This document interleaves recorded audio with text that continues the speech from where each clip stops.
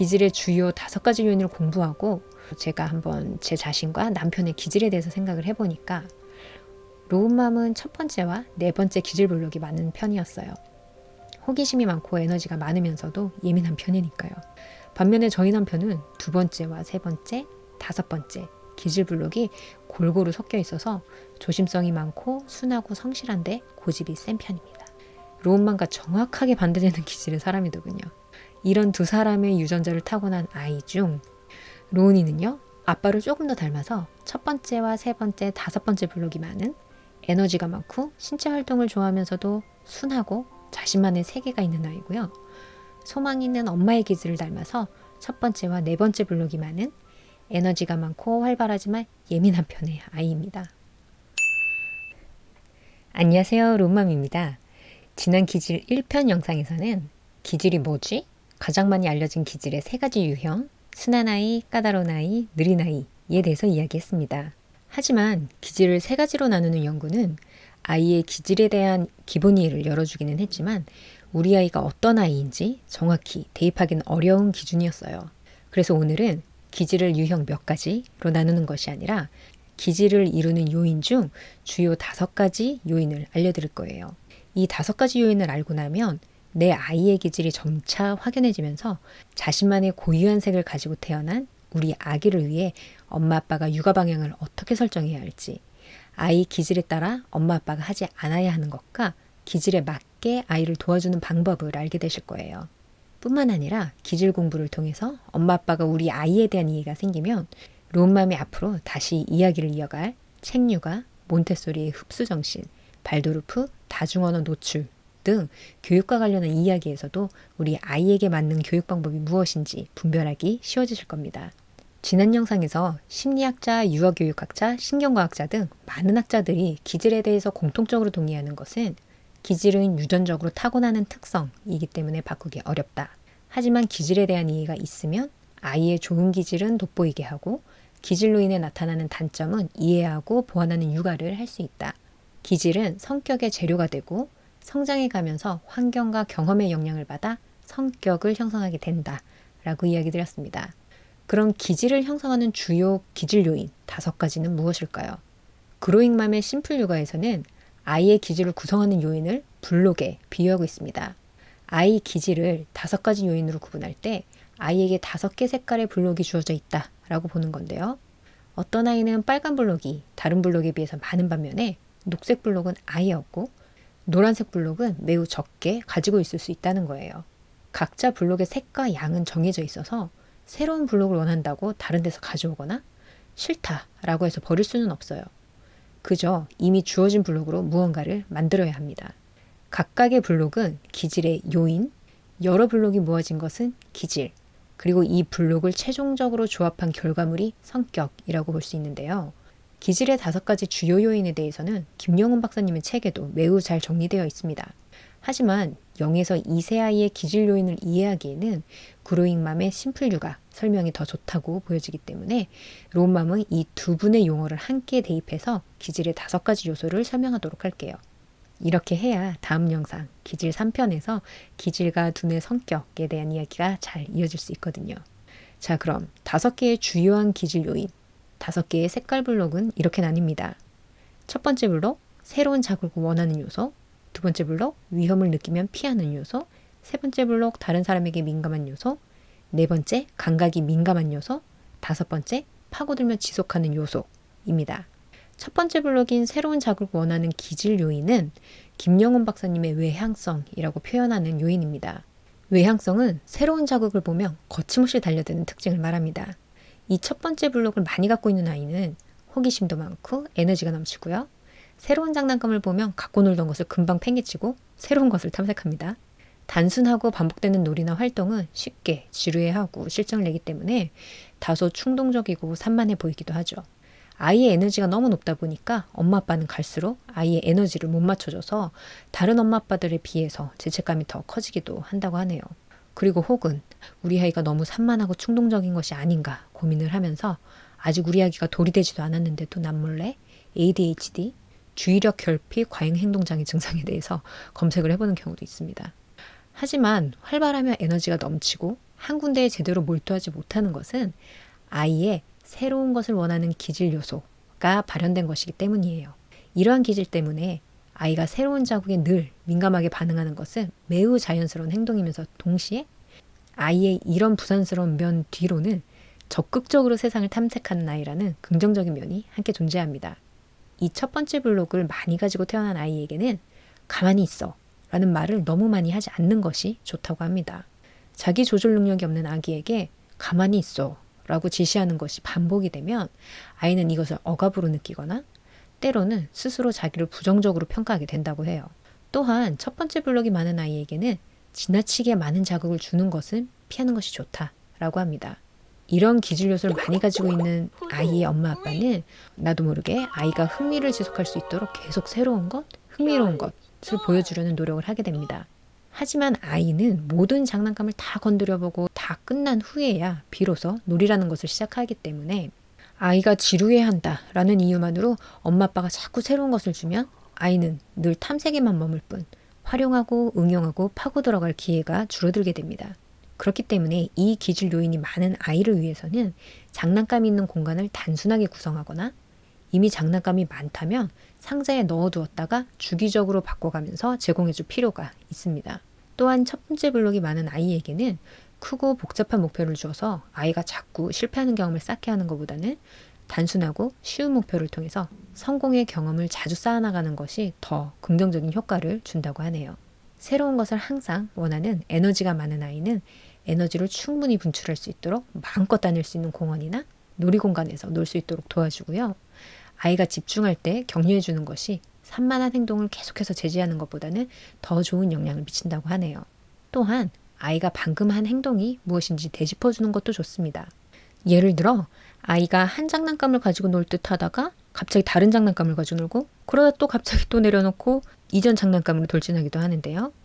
이런 경우 아이가 바로 전에 하고 있던 놀이를 되돌아볼 수 있게 이야기를 건네주는 것을 반복해주면 점차 아이도 한 가지를 끌고 나가는 힘을 길러나갈 수 있다고 하네요. 두 번째 블록인 위험을 느끼면 피하는 기질 요인은 김영훈 박사님이 이야기하는 기질 요인 중에 신경성에 가깝습니다. 이 기질 요인은 아이가 새로운 상황에서 회피하려고 하는 정도를 나타냅니다. 이 기질 블록은 어른이 되어도 가장 강력하게 지속되는 요인이라고도 하고요. 이 두 번째 블록이 많은 아이들은 겁이 많고 쉽게 놀라는 편이에요. 불안이 높고 두려움도 많다 보니까 낯선 곳에서는 긴장도가 높고요. 수줍음이 많아서 낯선 상황에서 부모에게서 떨어지려 하지 않습니다. 키즈 카페에 가도 엄마 주변만 맴돌거나 엄마가 같이 놀아보자면서 놀이를 권해도 쉽게 용기를 내지 못하고요. 이런 아이를 키우는 엄마 아빠는 아이가 새로운 걸 마주할 때마다 두려워하기 때문에 혹시나 사회 적응력이 떨어지고 뒤처질까봐 걱정이 되고요. 주변 사람들이 아이를 너무 감싸면서 키우는 거 아니냐 라면서 툭 던지는 말에 스트레스를 받기도 합니다. 이렇게 걱정이 되는 엄마 아빠가 아이에게 새로운 것을 시도해보자고 막 설득을 해도 아이는 오히려 더 무섭다고 매달리고 거부하고요. 하지만 위험을 느끼면 피하는 블록이 많은 아기는요. 대신 신중하고 조심스럽다는 강점을 가지고 있습니다. 그래서 두 번째 블록이 많은 아이에게는 뭐가 무섭다 그래? 이거 무서운 거 아니야. 별거 아니야. 등의 말은 도움이 되지 않는다 라고 합니다. 오히려 자신이 느끼는 감정이 잘못된 것이라고 느껴져서 아무에게도 공감받지 못한다 라고 느끼게 할 뿐이죠. 그러니 당연히 어서 빨리 한번 해보자 등의 아이를 재촉하는 말도 이 기질 요소의 아이에게는 도움이 안 되겠죠. 위험을 느끼면 피하는 기질 블록을 많이 가진 아이를 도와주는 방법은요. 겁나고 두려운 아이의 마음을 그럴 수 있어 라고 아이의 두려운 감정을 이해해주면서 든든한 엄마 아빠의 인정을 토대로 아기 스스로 두려움을 이겨낼 기반을 다지도록 도와주는 것입니다. 또한 아이가 충분히 탐색할 시간을 주어서 아이가 스스로 한 번쯤 시도해보도록 기다려주시고요. 때로는 아이가 용기를 내서 새로운 시도를 했다면 와 우리 아기가 해냈네 라는 등 아이를 주어로 칭찬하면서 지지해주면 아이는 혼자의 힘으로 극복하는 과정을 반복을 하면서 자신의 두려움도 극복하게 된다고 합니다. 그럼 다음으로 세 번째 블록이 많은 아이, 수용성이 많은 아이는요. 타인의 감정에 민감하고 감수성이 높다고 합니다. 이 아이들은 그림책 등의 등장인물에도 쉽게 공감하고 엄마 아빠의 표정 변화를 민감하게 알아챈다고 해요. 이런 아기는 다른 사람의 표정, 감정에 대한 이야기를 많이 하는 편이다 보니까 타인에게 영향을 받아서 사람들이 나를 좋아하는지 인정하는지 그런 것들에 영향을 많이 받는다고 해요. 수용성이 높은 아이는 어려서부터 누가 안아주든 늘 방긋방긋 웃고요. 잠투정도 별로 없어서 눕혀놓으면 혼자서도 잘 잠에 들기도 하기 때문에 아기가 참 순하다라는 이야기를 많이 들었습니다. 이렇게 순한 아기는 키우기 수월하다라고는 하지만 순한 아이들은 사실 원하는 것을 강하게 표현하는 아이들에 비해 존재감이 약할 수밖에 없고요. 자신의 욕구를 외부로 잘 드러내지 않아서 오히려 엄마 아빠가 아이의 표현을 섬세하게 관찰하고 대해줄 필요가 있습니다. 만약 아이가 욕구를 표현할 기회를 많이 갖지 못해서 점점 욕구를 표현하는 것이 어려워진다면 아이는 스스로 먼저 무언가를 시도하기보다는 자꾸 누군가에게 결정해달라고 의존을 하거나 자기를 봐달라고 징징거리게 된다고 하고요. 순한 아이는 다른 사람에게 민감한 불록이 많은 아이예요. 그래서 다른 사람의 감정을 섬세하게 느끼고 기분 변화를 잘 알아채고 감정에 이입도 잘하는 거죠. 그러니 세 번째 블록이 많은 아이에게는 너가 양보해주자 라는 말은 많이 하지 않는 것이 좋습니다. 가뜩이나 타고난 기질로 인해서 다른 사람에게 이미 민감하게 맞춰주려고 하는 아이에게 양보를 권하는 것은 네가 하고 싶은 걸 꾹 참고 다른 아이가 하고 싶은 대로 마치자 라는 말과 같다고 하네요. 또한 지나치게 칭찬하는 것도 도움이 되지 않는다고 합니다. 아이가 스스로 원하는 것을 알고 결정하고 표현하는 경험이 더 중요한데 세 번째 블록이 많은 아이의 경우 칭찬을 받게 되면 다른 사람에게 칭찬받는 행동을 선택할 가능성이 높아지기 때문입니다. 대신 세 번째 기질 블록이 많은 아이에게는 너는 어떻게 하고 싶어? 라는 질문을 많이 해주는 것이 좋습니다. 아이에게 간단하게 질문을 하는 것만으로도 더 많은 표현의 기회를 줄 수 있으니까요. 또한 아이의 주도성 강화를 위해서 놀이에서는 아이가 원하는 방향으로 주도권을 가지고 이끄는 역할놀이를 하면 효과적이라고 합니다. 보통 생후 18개월에서 24개월 정도가 되면 아이의 성향이 조금씩 뚜렷해져서 아이의 기질을 좀 더 구별할 수 있게 됩니다. 부모나 주위 사람들의 애정 표현에 어떻게 반응하는지, 자신의 물건을 어떻게 다루고 얼마나 잘 챙기는지, 아이가 하던 일 대신 다른 활동으로 바꾸는 것을 편안하게 느끼는지 등을 보면서 아이의 기질을 판단해 볼 수 있는데요. 또한 아이가 언어로 자신의 의사표현을 할 수 있게 되고 어린이집이나 유치원 등 기관에서 사회생활하는 모습을 관찰할 수 있는 시기가 되면 아이의 기질은 더욱 구별하기 쉬워집니다. 하지만 출생 직후부터 언어로 자신의 욕구를 아직 표현하지 못하는 아기를 키우고 계신 엄마 아빠는 먼저 내 자신과 배우자의 기질에 대해서 한번 생각해 보시고 우리 아기를 관찰하시면 아기의 기질을 파악하는 데 도움이 된다고 하네요. 네 번째 기질 블록, 감각이 민감한 기질 요인은 김영훈 박사님이 구분하는 개방성과 비슷합니다. 네 번째 블록이 많은 아이들은 보고, 듣고, 느끼고, 냄새 맡고, 만지는 모든 자극에 대해서 감각적으로 예민한 편이에요. 그래서 매일 먹던 재료라고 해도 식감이나 조리법이 달라지면 금세 알아차리고 먹기를 거부하기도 하고요. 작은 소리도 알아채고 귀를 기울이거나 다른 사람의 외모 변화를 금방 눈치챕니다. 보통 예민하다고 하는 이 네 번째 블록이 많은 아이는 태어났을 때부터 유독 예민했고요. 잠도 쉽게 자주는 법이 없고 이유식도 어찌나 힘든지 키우는 내내 모든 단계가 쉬운 법이 없습니다. 또한 낯선 감각을 거부하면서 떼를 쓰는 등 격렬한 반응을 보이기도 하고요. 그렇기 때문에 이 아이를 데리고 새로운 것을 가거나 새로운 경험을 하는 것은 엄마 아빠에게도 아주 힘들고 어려운 일이 됩니다. 하지만 예민한 아이들을 극지하는 복권이라고도 한다네요. 이 아이들은 스스로를 피곤하게 하고 주위 사람들도 힘들게 하지만 동시에 똑같은 환경에서도 더 많은 것을 느끼고 사고하는 능력이 있기 때문이에요. 또한 자기에게 적합한 환경을 스스로 요구하고 표현하는 데 능숙하기 때문에 예민함만 잘 다룰 수 있게 된다면 나중에 멋진 실력을 발휘할 수 있게 된다고 합니다. 자라서는 기질 그 자체보다 환경을 통해 만들어지는 성격이 더 중요하기 때문에 엄마 아빠는 예민한 아이에게는 너는 예민한 아이다 라는 메시지를 많이 주지 않는 노력이 필요합니다. 부모는 종종 주변 사람들에게 죄송합니다. 우리 아이가 좀 예민해서 그래요. 라면서 사과를 하면서 아이의 예민함에 대해 부정적으로 이야기를 하는 실수를 하기도 하는데요. 아이 입장에서는 유난스럽게 굴려고 한 행동이 아니고 감각이 섬세해서 어쩔 수 없이 한 행동인데 자신의 감각에 대해서 부정적인 말을 자꾸 듣다 보면 자신이 틀렸다고 생각하거나 혹은 남들과 다르다라고 생각할 수 있어요. 그러면서 자신감이 없어지고 자존감에도 상처를 받을 수 있고요. 그래서 엄마 아빠는 아이의 예민함을 부정적으로 생각하는 시점을 바꿔서 아이의 특별함에 포커스해 주시면 좋겠습니다. 다른 사람들보다 많은 것을 느낀다는 것은 더 많이 새로운 것을 경험하고 만들어낼 수 있는 능력이 있다는 것을 의미하니까요. 만약 엄마 아빠가 아이의 예민함을 특별한 잠재력이다 라고 믿고 긍정적인 면을 부각시켜 주신다면 아이도 자신의 예민함을 발전적인 방향으로 활용해서 능력을 펼칠 수 있게 된다라고 합니다. 감각이 민감한 기질 요인을 많이 가진 예민한 아이는요, 느끼는 것이 많기 때문에 표현할 수 있는 생각과 감정도 더 많다라고 합니다. 그래서 아이가 편안하고 자연스럽게 감정을 표현할 수 있는 도구를 가질 수 있도록 놀이, 그림, 음악, 체육처럼 신체 움직임이나 오감을 감각적으로 표현할 수 있는 활동을 아이가 할 수 있도록 도와주세요.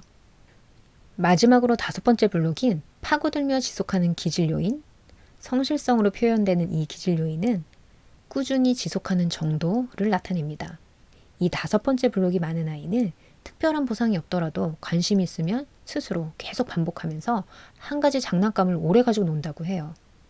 하지만 이 기질 요인에는 완벽하고 싶고 성취하고 싶어하는 욕구도 포함되어 있기 때문에 아이 스스로 판단하기에 내가 잘할 수 없을 것 같으면 쉽게 시도하려고 하지 않는 모습도 보인다고 합니다.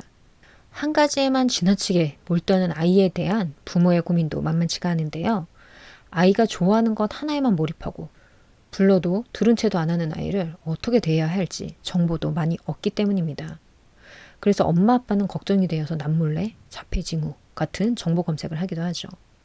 이 5번째 블록을 많이 가지고 있는 아이는 별다른 노력을 안 해도 지속하고 집중하는 기질을 가지고 있기 때문에 좋기도 하지만 동시에 아이가 혼자 좋아하는 것에만 몰두하다 사회성이 떨어지고 적응하지 못할까봐 걱정을 하기도 합니다. 이 기질 요인을 많이 가지고 있는 아이를 키우는 엄마 아빠는요, 아이와 상호작용을 해보기 위해서 흥미로운 것도 종종 제시하고 질문도 말도 많이 걸어봅니다. 하지만 5번째 기질 블록이 많은 아이는 무언가에 집중하고 있을 때는 집중하고 있는 것 자체를 즐기고 있기 때문에 엄마 아빠의 많은 질문이 방해처럼 느껴집니다. 그래서 집중하고 있는 아이에게 질문을 하는 것은 오히려 상호작용을 더 떨어뜨리는 방식이 되는 거죠. 그렇다고 또 이 아이가 혼자 잘 논다고 그냥 내버려둬서도 안 된다는 것이 참 어려운 점입니다.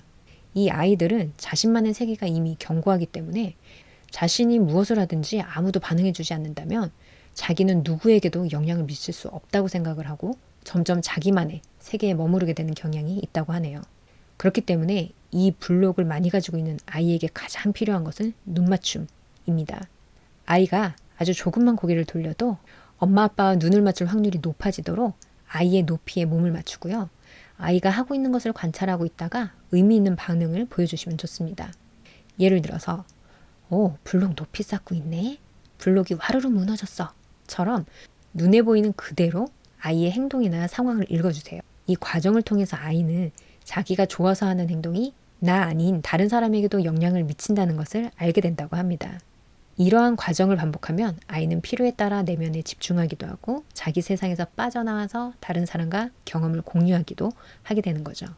오늘 영상을 시청하신 엄마 아빠 분들도 나와 배우자 그리고 우리 아이는 어떤 기질 블록이 더 많은지 한번 살펴보시면서 앞으로의 육아 방향을 확인해보는 시간을 가져보시기 바랍니다.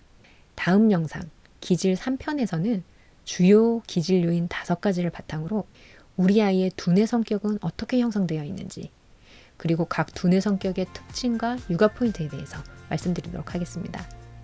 그럼 오늘도 행복한 태교, 즐거운 육아 되시기 바랍니다. 로운맘이 전집 리뷰 영상을 찍은 후에 엄마 아빠 분들께서 각각 전집에 어떤 장난감들 포함되어 있는지도 궁금해 하시더라고요. 그래서 한 번씩 시간 될 때 이렇게 찍어서 보여드리도록 할게요.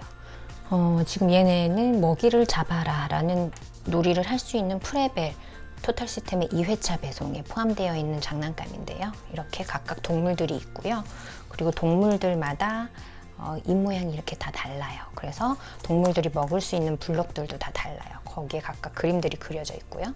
코끼리를 꼽아놓고 자, 우리 코끼리한테 그러면은 한번 어때? 어머 여기 사슴이 깡총깡총 뛰어간다. 노른가? 모르겠어. 사슴 같아.